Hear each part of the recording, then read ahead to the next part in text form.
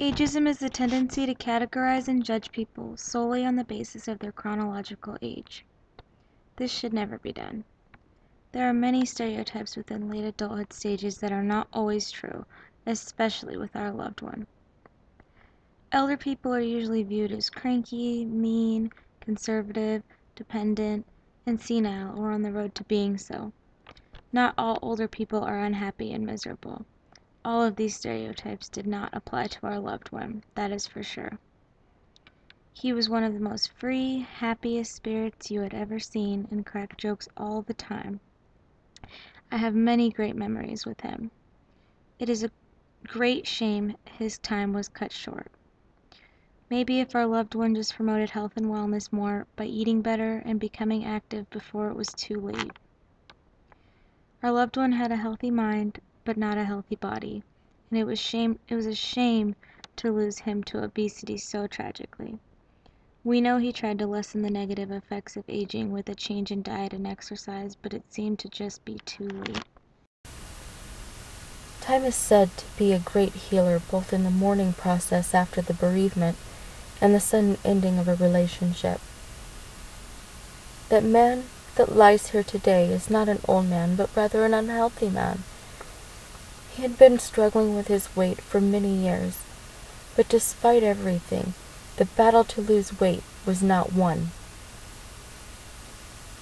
Just about all religious faiths have ceremonies associated with death. Many people who proclaim religious faith at all seek and say they benefit from a religious ceremony. Many people seek to return to their religious roots through religious zeal, to traditional rituals, deeper spirituality, or an actual journey. Many dying adults ask that their bodies or ashes be returned to their birthplace, sometimes being thousands of miles away. One achieves a sense of integrity by identifying with all humanity.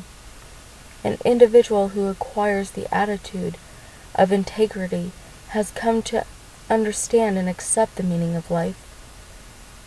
The person recognizes and values the uniqueness of his existence during a particular historical time in a particular culture. Including this understanding is an acceptance of the temporal limits of life. This acceptance produces serenity at the end of life.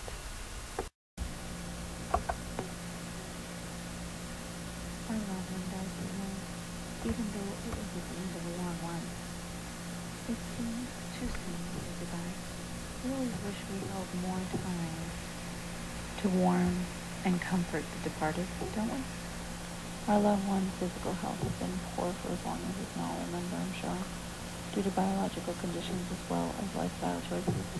Activities were few, primarily consisted of binge eating and lack of diet, care, and exercise. And with life, our loved one held the importance of relationships and social interactions in high regard. However, in life would rather replace lifestyle, preferring to stay home and go out socially. I guess individuals vary at the end of how they spend their remaining time, right? I mean, factors of how they lived and how they are dying do play a large role in the final days. I mean, I remember retirement being a hard issue for most of the elderly I've ever met. You know, most seniors hold substantial correlation with the quantity and quality of their contact with friends.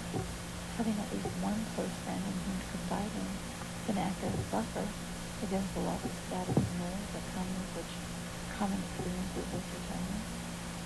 But then death does remind us that life is not as linear as we might like to believe. As a person nears death and lines between past and present reality and imagination are blurred, which may be pretty frightening for those of us who have to care for the dying person. It is upsetting, perhaps, because it's a challenge to our own perception of reality. Not quite sure what our loved one anticipated for the afterlife. However, It was fairly interesting to see other family members and friends playing out their belief systems through their interaction with our loved one very young. Many older people who think they have a little in their term life refuse to change. Death and dying are challenging issues that provides each person an opportunity to contemplate what each believes. Passing away and fading are excellent frameworks for confronting the challenges of communicating about and understanding a dying person's perceptions of self and death. Each individual is unique. I guess if only our loved one had reached out more, had more social interaction, maybe then the sadness of this passing could have been avoided.